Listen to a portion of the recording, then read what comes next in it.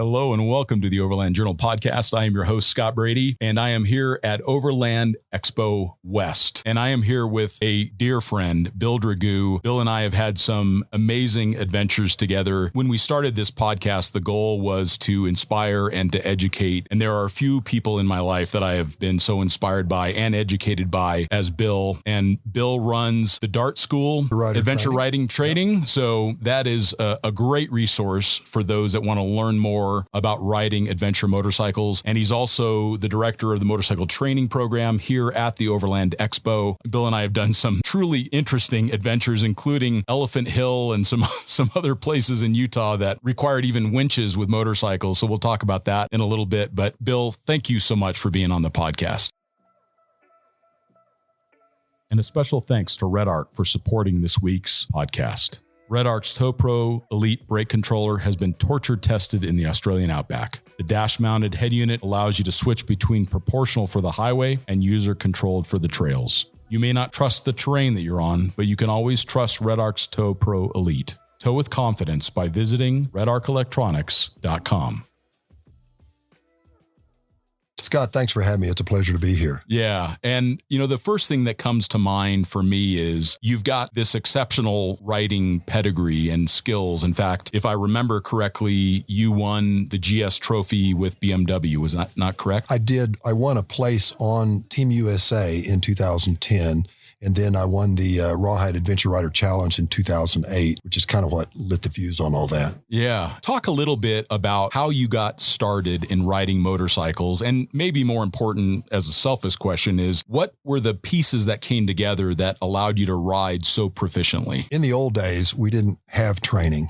I mean, maybe some people on the West Coast did, but in Oklahoma, where I came from, we didn't know what training was. And we just went out and tried things. So there was a whole lot of hold my beer moments. Sure. I started, as a young man riding on the back of a Harley with Norman's first police officer at 5. And that probably got me really started in my interest there. A few things happened along the way. At 14, I bought my first motorcycle, working for 65 cents an hour at the Sonic Drive-In. Right on. And was fortunate enough to have the little Honda 70. And really, still while I was 14, I began racing motocross. I met a good friend named Norman Heineke. He went on to be state champion soon after that. And so he was sort of my mentor in getting started racing. Norman and I both slipped off into trials, and we both did quite well, in top levels in the state in both events. Back in the 70s? So sure. If you remember that, no, you don't remember the 70s. Okay. That means you probably I was just a glimmer. So.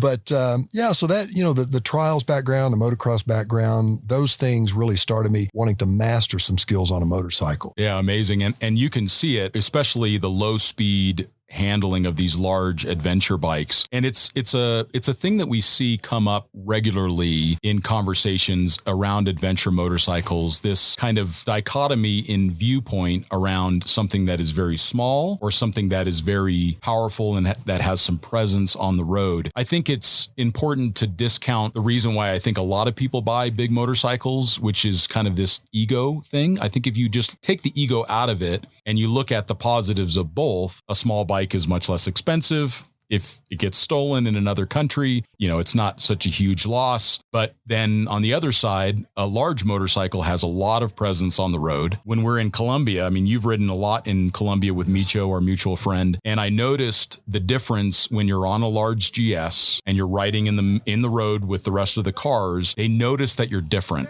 that you're not another 125 kind of hugged along the side of the road. So I noticed that cars give you a lot more berth. And then, of course, they can carry more payload. They can pass very quickly and safely. So what are some of the things for you that you see as an advantage to having a larger motorcycle, not only in North America, but in developing countries as well? Well, I'll preface that my answer was saying that there is a place for all of them. Simplicity is certainly a great way to roll. And there's a lot of people just want that. And then there are those who can only afford maybe a small motorcycle, a used motorcycle or whatever. And there's nothing wrong with that. That's fine. Sure. But there's a joy to riding a big motorcycle in technical terrain. Technical terrain might be Bolivia, the roads out there where my first time down there, the the people that I met asked me to come back because they said we're hurting ourselves. And in fact, I was speaking with one of them in the Salt Hotel down there, or there's a name for it, but on the Salar de Uyuni. Sure. And this guy's foot was just crushed on his motorcycle. And he said, please come back after my foot heals and help us learn to ride these motorcycles better. And of course, that was the bikes are too big. We've brought the wrong bike. But I did go back multiple times and began to teach them. And what they learned was that the analogy that I like to give is it's like owning a pet rhinoceros that is well trained. Sure. And you can tap it on the shoulder, you can nudge it with your knee, you can give it a carrot, and it will do a lot of things that you want it to do. And it does them very, very well. You just don't want to get it irritated, right? Sure. So developing the skill to ride one well creates a joy that's beyond that of simply thinking you've mastered a smaller, lighter motorcycle, that you can do a lot with muscle without a lot of energy. Big bikes, it doesn't matter how much muscle you have. You're going to run out of energy. True. And if it falls on you, you end up like my friend in Bolivia. Yeah, no, that's a great point. And I've certainly had a lot of joys riding smaller motorcycles. And like we talked about, there is this real advantage to something that's less expensive, that's easier to pick up, especially when you get into really technical terrain. But I noticed when we worked with the team we went through Canyonlands and we went through Beef Basin and we went through Elephant Hill. These were fairly technical routes, I would say, especially on a GS. I noticed that if you use enough body English, I was watching you ride, and you definitely weren't trying to muscle the bike through. You knew what the bike was going to do. You kind of had a sense for how it was going to behave when you hit that ledge or whatever, and you put your body in the right position to be able to counterbalance it. Is that one of the things you find to be most effective? The first thing that we teach is the triad, clutch, brake, throttle, and how to manage that. And then we begin to incorporate foot peg or peg weight steering, which is also called enduro steering. So the analogy that I would give there is like pushing your bicycle, not touching the handlebars, but leading it by the seat, making it turn right and left, going through certain terrain or on flat terrain or whatever. But because of the geometry of the bicycle, it goes where you ask it to simply by leaning. Sure. So with our feet and the peg weight steering, we're leaning it left, leaning it right to initiate turns. The more complex elements become counterweight steering, which we can talk more about if you want to. But when you begin to use the triad, clutch, brake, throttle, so we're putting the bike in tension, clutch, throttle against brake, then that bike becomes extraordinarily stable. And then we use a little bit of peg pressure one direction or the other, then it's stable within a turn, not just going straight. Yeah, I have noticed the effectiveness of that tension, especially using the rear brake and kind of dragging the rear brake a little bit under a little bit of clutch tension. That definitely makes a difference. But I remember when we were going through that trail, I felt like I was a Neanderthal trying to throw the GS through it, whereas you were like a gazelle when you were and of course you made a lot more of the obstacles than I did. But I think I was running out of brute strength is what the deal was. Well, Scott, you have omitted part of this, and maybe it's going to evolve throughout this conversation, but this was November. There was a lot of snow and mud, and it was 27 degrees, as I recall, and I think it continued to drop. Yeah. And finally, our salvation was that the ground froze so that you didn't have to push my motorcycle out when I ran out of gazelleness. It was literally one of the most enjoyable trips I've ever been on because it was so difficult. I mean, it was such a physical exercise, and to see some of the people that we were with, they were just moments away from just not being able to do it anymore. Totally smoked. One of my favorite moments in that trip was, and it's pitch dark, it's freezing cold, we're sweating. I mean, we're dripping in sweat. We know what's going to happen when we cool down. And I'm looking at our friends and I said, Scott, we need to think about bivouacking up here. And I'm looking at the snow on the side of the mountain, trying to figure out how to carve a flat spot out to lay down. Sure. And we did have camping gear with us, fortunately. And you said, let's give it one more, like 45 minutes or something like that, and see if we can crest this pass. And we did. But just before we crested it, but you and I both were aware. In fact, we were shuttling back, helping our friends get out. You looked at me and you put your hand on my shoulder and you said, man, I love this kind of stuff. And I said, me too. I mean, this is why we're here, it seems. Exactly.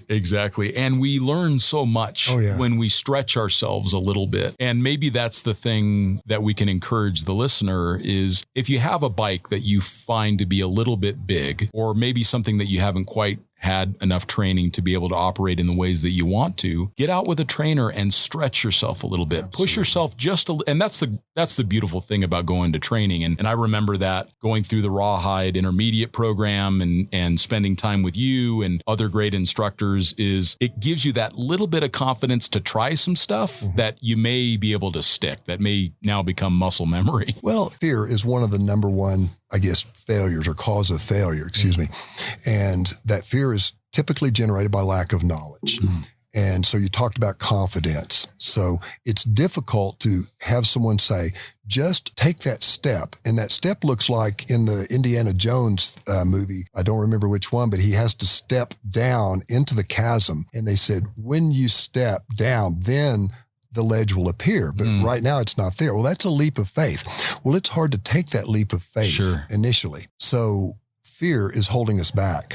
But then knowledge replaces fear. So think about this. You're walking down a street in maybe someplace that's a little seedy, a little scary, and there's a dark alley. And from that alley, you hear these popping sounds and these lights are flashing and people are screaming. You're probably not going to turn down that alley to go see what's going on. Yeah, most likely not fireworks. Most likely not.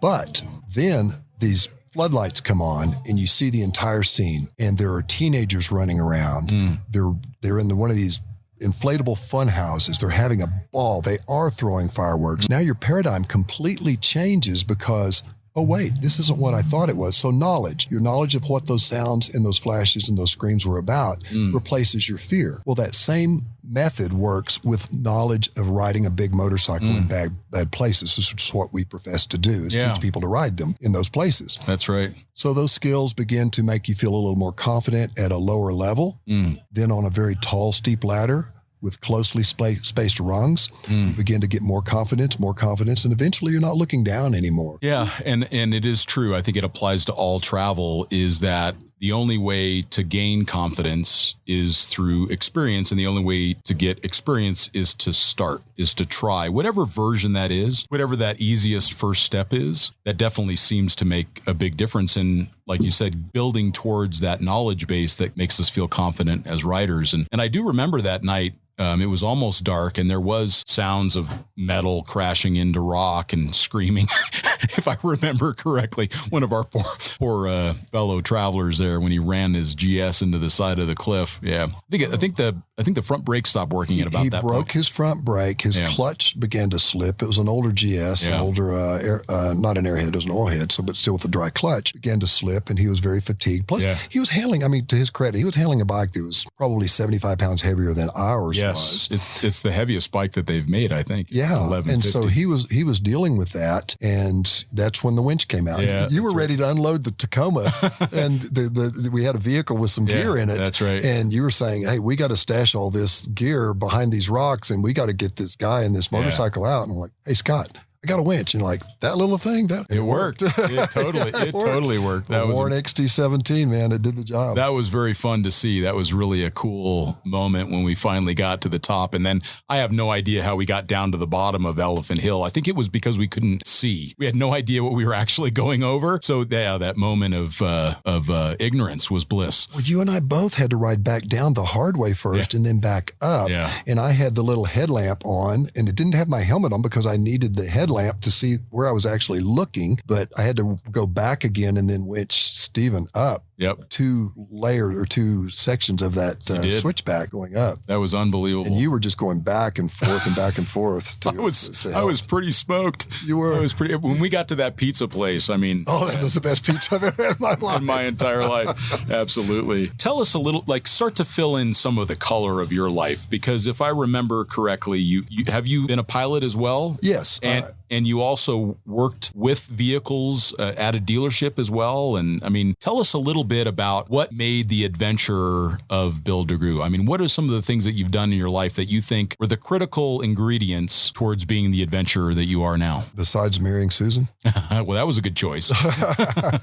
Yes, I worked professionally as both a motorcycle mechanic, a automobile mechanic, and an aircraft mechanic. And actually, aircraft mechanic was first professionally. So during high school, I went to our tech school had an aircraft mechanics program, and I took half of my A&P training there. As soon as I graduated, I went to Spartan School of Aeronautics in Tulsa, and I finished my A&P. During that time, I began to fly. So one of my fellow students at the A&P school was a flight instructor. Neil Smiley was 1 year older than I was, but vastly more knowledgeable. He could actually fly an airplane. Wow. So I started flying with him, and our very first lesson, he taught me to loop, roll, and spin a Cessna 150, or at least he demonstrated how to do it.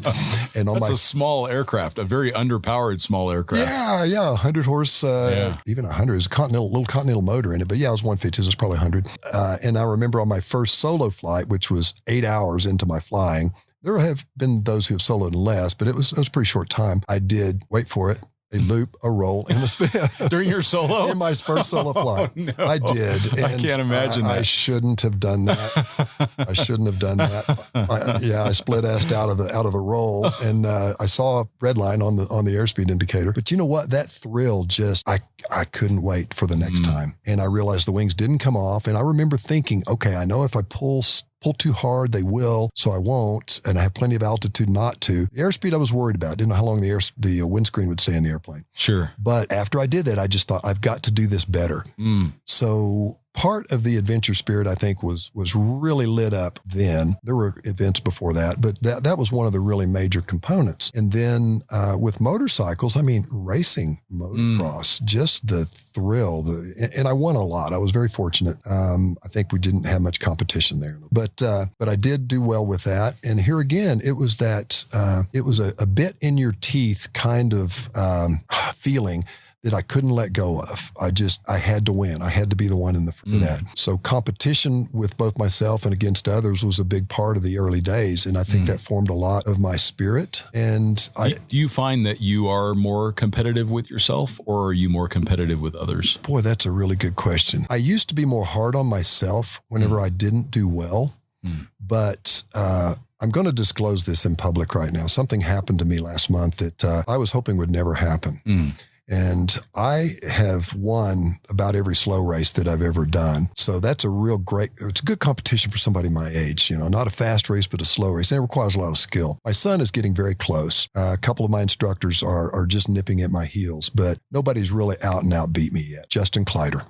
He was a GS Trophy competitor. It applied for the GS Trophy. An outstanding rider. He worked for Harley Davidson, now demonstrating the Pan Americas. And in fact, I think he's here at Overnight Expo. Beat me by 6 inches last month. I challenged him to that, and I will probably live that down eventually.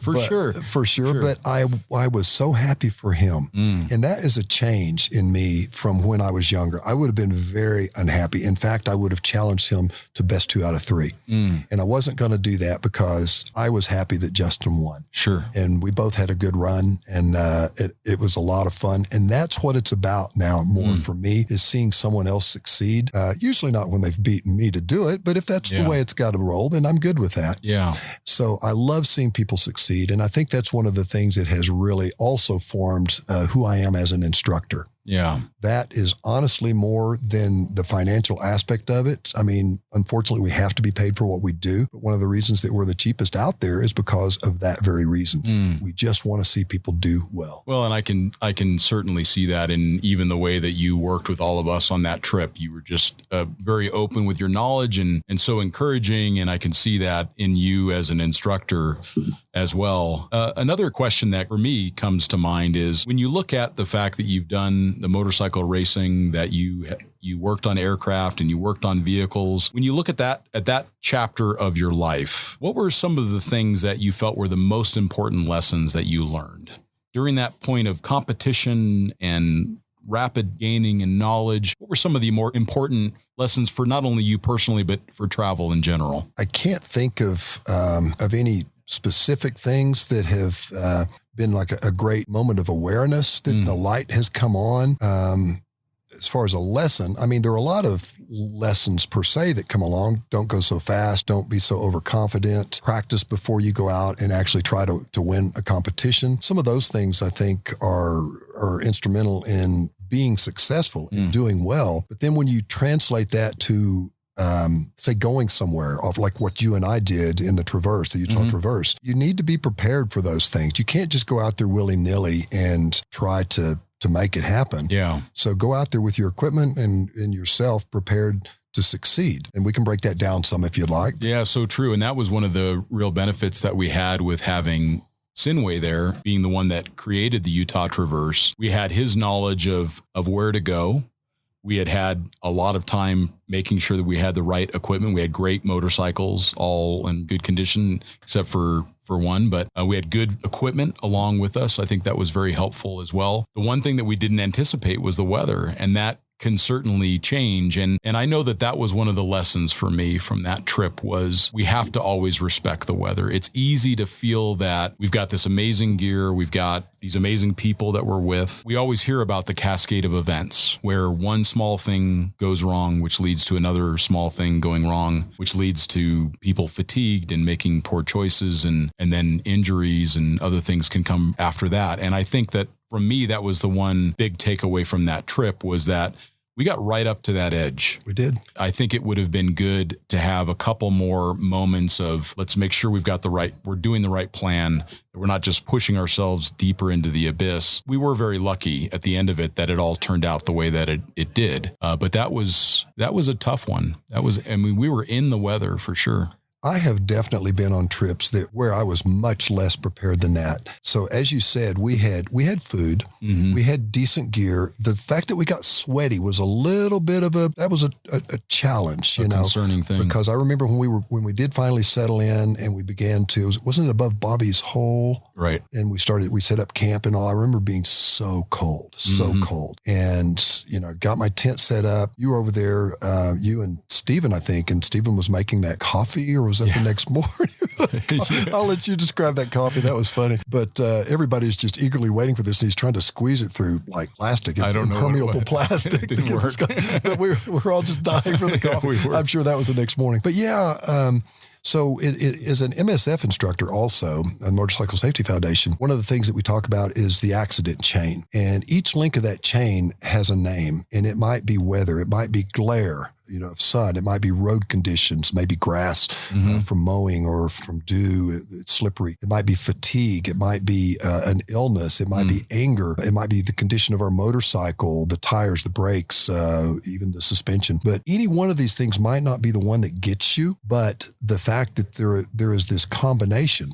that becomes this chain that drags you down, that can cause failure, ultimate failure, and a serious accident, injury, or death, then the idea is to break that chain when you see it starting to evolve. Yeah. You just need to cut that chain. You need to stop that chain right there and begin to rebuild that particular system that you're about to rely upon to go out there and do what we did and what others do. And I remember if you don't want to talk about this incident, I would totally understand, but you were down in Colombia and you had a very serious accident occur on a trip that you were on. And talk a little bit, as much as you'd like, about what happened and what were the links of the chain that you saw. So for someone that's getting ready to travel internationally on a large adventure bike, what were the links in the chain that you saw that led to that? So the incident you're referring to is when our friend Cindy was riding with us, and she was a very eager, energetic, and courageous off-road rider. And there were maybe a dozen of us all total on this trip of mixed skills. She was the lowest of the skill level there on that trip, as I recall that time. There were some factors I was not aware of as well, and we'll bring those up in a moment. But it began to get later in the day. We had to stop to do some camera resetting. One of our riders he had a lot of cameras on his person and his bike, and he wanted to set them. And we wanted to respect that. He was a guest on this tour. We wanted to respect that, let him capture the event as he wanted to. And then we began to have other issues, a couple of crashes, a hole in an engine valve cover on a BMW, a Boxer Beamer, and we had to stop and repair that. The glue took time. Each of these things is pushing that sunset time closer and closer. Well, in Colombia, you really don't want to ride after dark, especially not in the jungle area on this abandoned railroad that we were riding on.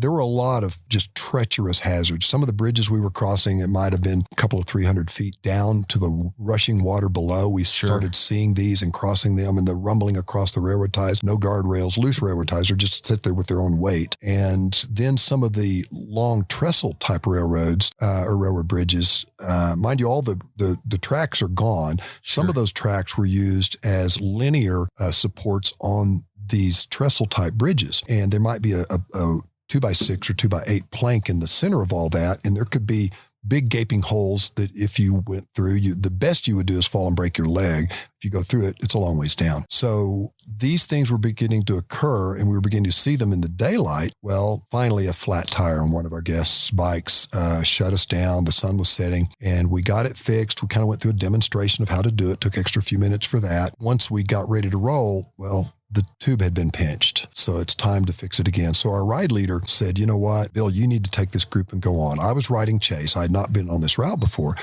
said, you need to take the group and go on and get to this next village, which was about an hour and a half's ride. And by now, and even the time of this discussion, it was pretty dark. So I said, well, let me have your GPS because I don't know the route. And it's pretty much stay on the main road, but Columbia, night, sure, jungle, totally. You don't want to miss the road. So no phone service, needless to say. So I zip tied his GPS using the battery to my handlebar and rode. Well, I noticed that Cindy was getting farther and farther back. I would stop periodically for the group to regroup. And so I said, okay, Cindy, come up here and ride with me. And then I put Sid, one of the top riders with our group, as a chase rider. I'm making the best decisions that I can. Sure. But now she is riding beside me. I'm in slight left echelon, a little bit behind her so that she's not eating my dust or worrying about hitting me. And we're combining our headlights. She has no dust. And during this ride, I learned, Bill, I can only see it through one eye. Oh. Great. She has no peripheral vision either. So this is the best we can do to try and mitigate the circumstance. Sure. And we came to one of those tall trestle railroad bridges. You can picture it, the great big tall steel work and all rusty. It certainly wouldn't hold up a train anymore, but it would hold up motorcycles. And I stopped to assess this bridge, had refused to stand up prior to this, but then during the training we did just before the event, she learned to stand and was very good at it. She proudly and perfectly stood up on that motorcycle and head out across that trestle. Not a good choice. And I was not in a position to stop her. Sure. Well, the next thing I knew, I saw her wobble, her front tire went down, and all I could see was her tail light. So at least the bike hadn't fallen through the bridge. But when I ran over to where she was with no light but my cell phone, there's no Cindy.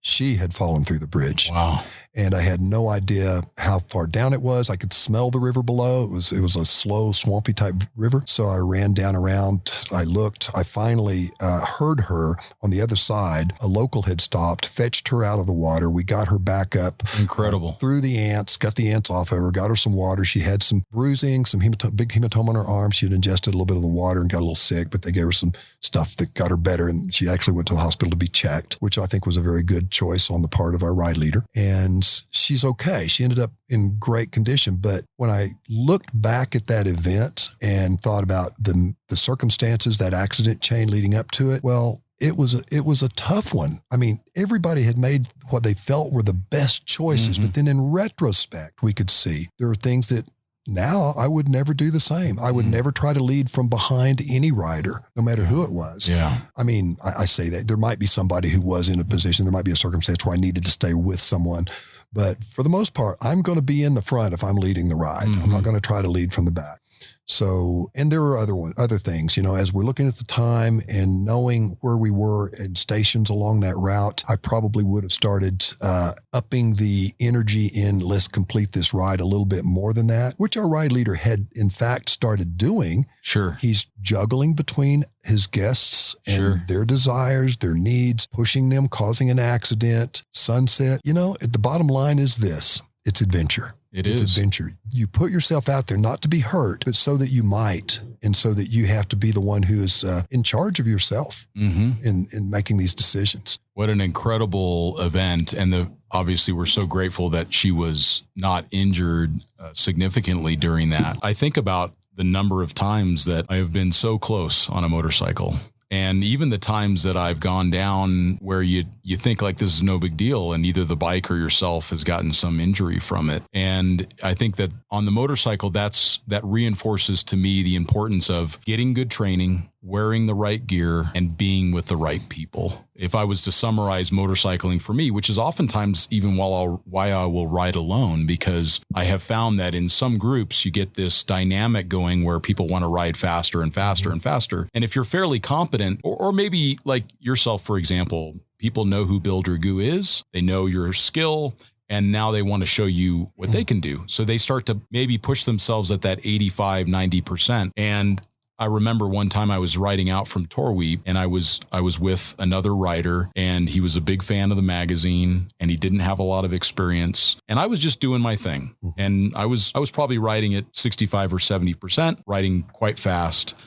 And he was right there. And I realized that if I don't shut this down, something else will. And he was not doing anything wrong. He was eager to ride at that pace and to be right there with me, alongside me. And I realized if I don't back off, then this is going to create a real problem, maybe for the both of us. And I think that that's one of the things that's nice about riding in a group of people that you have that rapport with, that trust with. You don't push each other beyond what they should. You're paying attention to what the other people are doing. You're seeing if they're getting fatigued. We all experienced that on the Utah Traverse. We were paying attention to how everyone was doing. Have you been drinking water? You know, when you spend a lot of time with someone, you know how they speak. Yeah. And I have found that one of the earliest indicators of excessive fatigue is they start to speak differently. They use different words. Maybe their vocabulary starts to shift. They express themselves in a different way. And you can see this is the start of them being affected by dehydration. They're getting overheated or they're getting over fatigued. What are some of the other things that you've noticed in leading so many groups that you find is a great indication of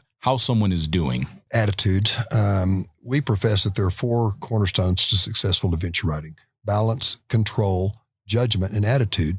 So the first 2, balance and control, are more kinesthetic. You know, they're what we do with our bodies. The balance, our innate ability to stand upright on 2 feet.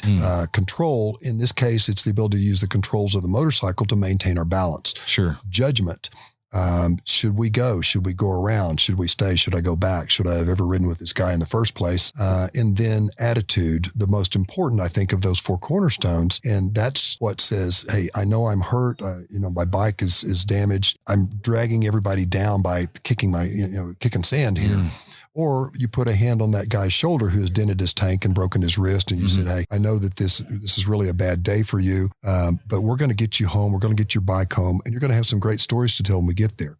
Exactly. So those are the 4 cornerstones, any one of which can get you through when one or more of the others fail. When you see balance fading away, you see judgment going away, someone wants to peel off the trail and take this extraordinary, steep hill or sketchy trail or something, so that balance and control, maybe they're just not riding well as they had been before. Or you see that downward spiral of attitude. Those are some indicators that I think as a co-tour leader that I have seen and noticed, and then maybe the tour guide and myself have collaborated in saying, you know what, we should talk to this person. And when you do that as a collective unit where 2 or 3 people walk up to that individual who is starting that spiral, and maybe one puts a hand on the shoulder, you don't want him to feel closed in, trapped, cornered, but to know that this is a consensus that, hey, we're going to stop and rest a little bit, or we need you to slow down. Please don't ride so close. Please don't do wheelies in the pack. Whatever it might be that you see that needs to be changed, when you actually can recognize that through your experience and stop something before it happens, you never know whose life you've saved or what injury you've prevented. For sure. And you're not only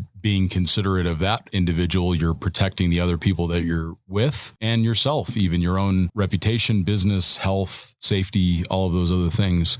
Before we pivot to the 4-wheel drive stuff, because you have a lot of history and interesting stuff to talk about on the 4-wheel drive side as well. When it comes to an adventure motorcycle, what would you say is the top 3 or 4 modifications or things that you bring on your bike that you just wouldn't want to leave without? Harley Davidson's going to love this one. Adaptive ride height. Yeah, that's great.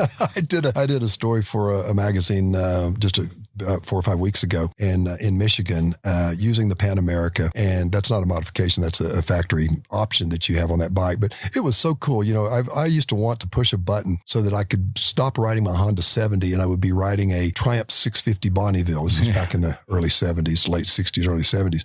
Or I would want to push a button and not be riding my XL 250, but be riding my CZ 125 motocross racer. So we try to make these bikes do it all motorcycles. And I currently ride the BMW R1250 GS HP with the sport suspension. So it does have tall or low suspension that I can select. It just doesn't do it when I stop. So fortunately, I'm tall enough to handle that. But that motorcycle is so incredibly capable out of the box, both on-road and off-road, all of those pet rhino things that we like about it, that it does these things for us. You can pull yourself onto that motorcycle if you're out of balance. My 170 pounds doesn't influence it that much initially. And so it'll let me get myself situated and before it starts to get out of shape. So the bike is really capable on and off road, but sometimes I fall down. Sometimes on Elephant Hill, I case out with the front wheel in the air on the bottom of the engine. You know, if you're really going to ride one off road, think about protection for yourself and for the motorcycle, all of your strike points for personal strike points, elbows, knees, hips, things like that, shoulders. Those are places you need to protect yourself. And of course, the motorcycle has its known strike points. A Boxer BMW, you want good engine guards on that. So you don't lop a cylinder off. Well, yeah, you know, and even just punching a hole in one like happened in Colombia and set us back an hour and a half. And could have been a link in that chain that caused the failure. You know, was the final straw or whatever. So armoring your bike up properly, you're not trying to weight it down. Farkles, functional things that sparkle, kind of that contraction. So some of those things really mean business. You know, and I can give you a list. I mean, there's a story on my website about battle-tested GS that goes through this, ad nauseum. The tiniest thing can cause a failure. I had an incident recently on my BMW where I struck a rock and the side stand switch hit the rock directly. And I looked down at that and I thought, that's not going to work anymore. Well, I had a little Turatec guard, just a little $25 part probably, on my side stand safety switch that took the beaten and it was crushed and the switch was not touched. Wow. So knowing the strike points on your bike, the things that might take damage, and then preemptively preventing that damage by covering it up with something that's a proven accessory, then I think those are really important things. And then you have comfort items. My saddle, Sergeant saddle on that bike that I've had on 4 motorcycles back to back now, is just, that allows me to go a long distance on the motorcycle. Proper luggage, What's your favorite luggage right now? Well, I'm using Moscow Moto right now. I've used Wolfman in the past. They're both very, very good, but Moscow Moto, I think, leads the industry right now in so many ways. Their customer care, their customer service, the product itself, the evolution, the constant evolution. I mean, they are definitely Kaizen, that constant never-ending improvement in their approach, because they are such avid riders. You know, Pete and Ash in particular have become good friends, and I see what they do. I see the result of their love and their care for the sport and the people in the sport and how they take care of them. Many of my students who have used this gear have come back to me and said, this is amazing. I tore this. I hooked a log and ripped it and I sent it in and I can't tell it was ever damaged, So just the overall, it's not just the piece, but it's the people behind the piece. Sure. And then the piece itself. It's just good stuff. So soft luggage as opposed to hard luggage is a big deal to me because legs get broken on hard luggage. And I have had so many people, probably 6, honestly, that I could come up with names for, who I have warned or they have known better and they broke their leg with hard luggage. Stepping down, it's often in sand. Sometimes it's in a rut. Sometimes it's just a dab, but that leg gets caught behind that hard luggage. And the difference is getting hit with a sledgehammer versus a half-inflated basketball, hard luggage versus soft. And no disrespect to those who sell hard luggage. They make some really good stuff out there. And they have their place. They have their place. If you're mostly riding on the road or you're in a country where you're concerned about the security of your goods. Yeah. Your priorities shift. Adjust your motorcycle according to what you're really going to be doing with it. There's plenty of data out there to find out what works and what doesn't work. The forums are not always the best. I hate to say that, but they're not always the best. So mix the opinions that you get with your own pot and make that stew that tells you this is what works for me. Yeah, or talk to someone who's been where you're going on a motorcycle similar to what you ride and then get their insights for sure. Exactly. Yeah, exactly. That's a good one. So let's pivot a little bit and let's talk about your love for four-wheel drives. And a special thanks to this week's sponsor, Dometic. When you're heading out, you don't want anything to hold you back. Whether you're planning a week-long adventure or a quick overnight trip to your favorite outdoor spot, we've got you. Dometic's CFX3 powered cooler is designed with any size adventure in mind. The CFX3 allows you to bring more of your favorite food and drink along for the ride, no matter how far you plan to go. Available in multiple sizes, the CFX3 is built for the demands of outdoor use and comes with a handy app that gives you complete control at your fingertips. It's the state-of-the-art, designed for rugged use cooler that you can rely on and enjoy for years to come. So let's talk about your vehicle and what vehicle you currently drive and how you modified it. We have a couple. Probably not as many as you, but we do have a couple of I've pared down the fleet quite a bit. Good for you. Good for you. I remember our friend Tiberio and Susanna had the old disco. That's right. Had. So that's right. Yeah. But so, for me, the interest in four-wheel drive came when I was actually teaching flying air charter in Ada, Oklahoma. And I met someone who had put a V8 motor in a Toyota FJ40 Land Cruiser. And I just fell in love with that thing. I loved the sound of it. I loved the look of it. And it wasn't long before I had bought an FJ40 with no motor. And I put a short block Chevy in it, built it, every bit of it in my little one-car garage there in Norman, Oklahoma. That's a great garage, by the way. Oh, yeah. Well, this was a garage before that one. This was long before that one. I was in my 20s at the time, I guess, maybe 30s at the time. But so I really had an affinity for the FJ40 and the Jeep CJ7. I worked with Jeep as in a dealership for a number of years, both as a mechanic and in sales. And so Jeeps were very interesting to me. They were small, they were agile, capable, they were cool, they looked good. We managed to haul 3 children around in the back seat of a CJ7 for a long time, camping, driving it from Oklahoma to Colorado. Isn't that amazing how people were able to use a small vehicle like that, go camping? I mean, it's funny. You'll see two people in an excursion and they're pulling a trailer. I don't understand. It's like, how much stuff do we have to bring? It's amazing. It's amazing what you can do with something small and simple, and that's just right. You said something once, Scott, when we had lunch with you in Baja one time. Yeah. You were coming north. We were going south. That's right. We stopped there on really fun. On the intersection of 5 and 1, I believe. That was so cool that we were able to connect there. Oh, it was awesome. But I looked at your G-Wagon and I'm like, where's your stuff? And you said, well, I packed for this like I packed for a motorcycle trip, and I used the same gear, and it was freeing. I was driving at that time a really nicely built Tacoma. I mean, we had 30 gallons of onboard water, awesome onboard truck. compressor, awesome truck, but it was heavy. And so subsequently built a 4Runner that it was going to be Susan's vehicle. And then whenever she had to swing out tire carrier with 5 gallons of water and 5 gallons of fuel on it and had to lift it to get the thing completely shut, it wasn't exactly what she wanted to haul the grandkids around in anymore. Sure. So, but it became an amazing overlanding vehicle for us. It was built significantly lighter and more, it wasn't more nimble, but it was still very nimble, a bit more economical from a fuel mileage perspective. And it held stuff inside where it couldn't get as dusty. So we really have moved to that as kind of a favorite, and we've used it both with a rooftop tent. We've got a really nice Easy On rooftop tent, also Oz tent, the quick up tent. Sure. So depending on our circumstance, we'll use one or the other, and sometimes we'll just throw a backpacking tent in there for quick setups. But that vehicle is really nice, and it forces us to use the mentality that you projected then in Baja at that time. So we've leaned a little more towards that since then. Yeah, it's funny how the less that we take with us, the more memories we bring home. That has been my experience. And it's funny, the more gadgets and systems, it just seems like that they just consume our time, that we're on an app trying to figure out what the temperature of the fridge is instead of looking at the sunset. And I have done all of that. I have made all of those mistakes many, many times, and for a very long time, where the things consumed my experience because they're shiny, they're farkle, they're interesting, and you think that they'll solve problems, but in most cases, these gadgets just create problems. They can.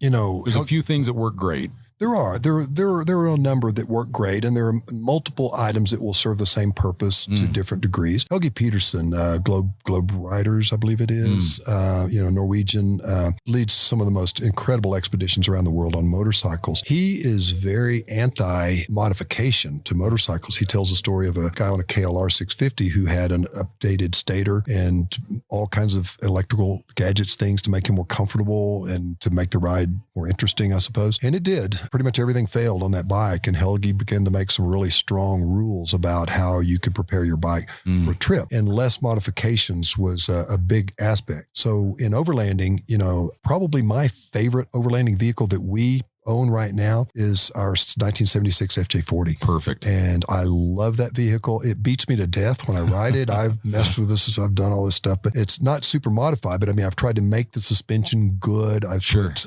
poly bushings and greased everything, and put Teflon between all the leaf springs. It still rides like a buckboard. But I never stop smiling when I'm driving that vehicle. Yeah. And that's one of our goals in the hopefully not too distant future, is to really bring that up to a not modified state, but a very well improved stock condition, overhauled motor and some things like that. Yeah. In fact, Susan wrote a great story for us about your trip through, I think it was Oklahoma with the FJ40, wasn't it? Arkansas. The Arkansas Traverse. We borrowed, plagiary. Well, it's something about flattery, I think. Not plagiary, I'm sorry. That was a Freudian slip. But no, we did the Ozark Traverse, I believe it was, and used that truck for that. Had a lot of fun with it. Yeah. And did some stuff in southeastern Oklahoma also. Nice. And that might have been it. That was the Butterfield. That was the trip, I believe. It was actually in your magazine. Yeah. That's it. Yeah. Awesome. Fun stuff. No, it is. There's a couple other things that come to mind for me. You've also always focused on your physical health and fitness. You've mentioned to me many times that you believe that being ready for adventure, physically ready for adventure, is a big component of the success that you've had, not only in competitions, but in traveling around the world. Talk a little bit about what you find is the most important things to do as a rider to keep yourself fit and healthy. Well, riding, for one. And, when I'm competing, I'm more focused on my fitness than whenever I'm just rolling and training. So I don't think I'm that different than anybody who gets extremely busy with their work, forgets or allows themselves to be less focused or active on fitness. So for me, setting a goal or having a goal that requires fitness really is helpful. If I may borrow from my wife's recent experience, she just got out of the Grand Canyon yesterday morning doing the Hermit Trail, and she trained for months for this, carrying a 32-pound backpack so that she would not be hurting too much for the actual trip. And she came out and said, "Hey, this was a blast. And my legs are a little tired. And by today, they're fine." So it was really the same for me. When I was racing mountain bikes, for example, I would tell people, and here again, I won a lot. I won 2 state championships back to back on the mountain bike. And I told people, train harder than you will ever race. And that sounds funny. Like, why wouldn't you race harder than you train? Well, you don't have to race harder than you train if you train harder than you will ever have to when you race. It worked for me. I mean, I was in the attic on my CompuTrainer building my motor every morning at 5:30 to really get super fit with that. And then alternately, I would do core exercises so that I had an extremely strong core and I could do a lot of reps of whatever it was that I wanted to do. And have you found that has translated in other ways to travel itself? Have you found that having that base level of fitness has been important for you for travel as well? Without question, fatigue, just the ability to follow my wife the places she likes to go, because she is a foot traveler and she really likes to hike. And when I've let myself get down on fitness, it's cost me time with her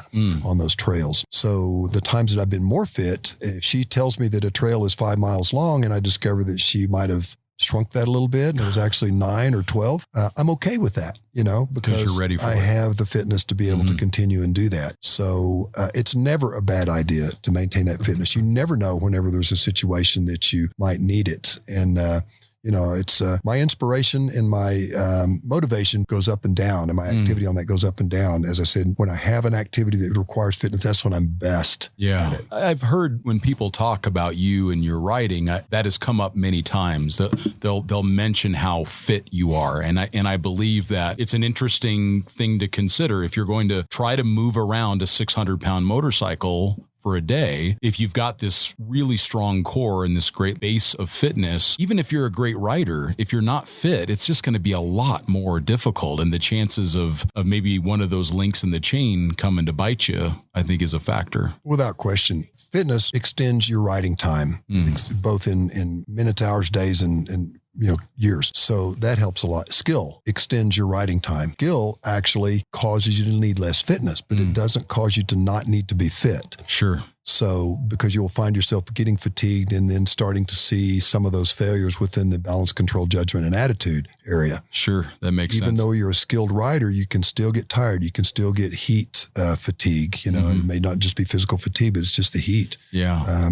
Just the ability to perform. I do a lot of teaching. So I am out there talking and standing on my feet and helping pick up motorcycles. And that alone there is some element of fitness to that. It's not enough. But it is something, and it keeps me going. And also it's a routine that I'm familiar with.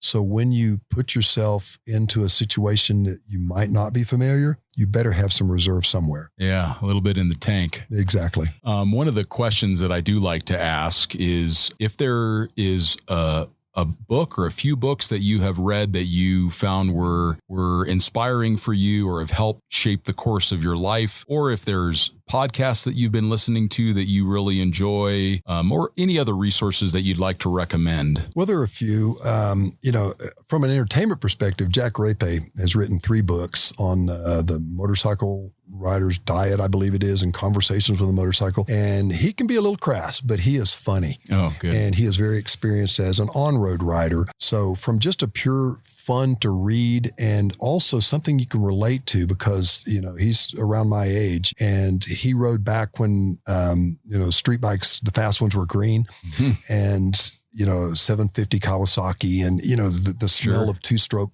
oil and the gas and all. So he's a fun one to read.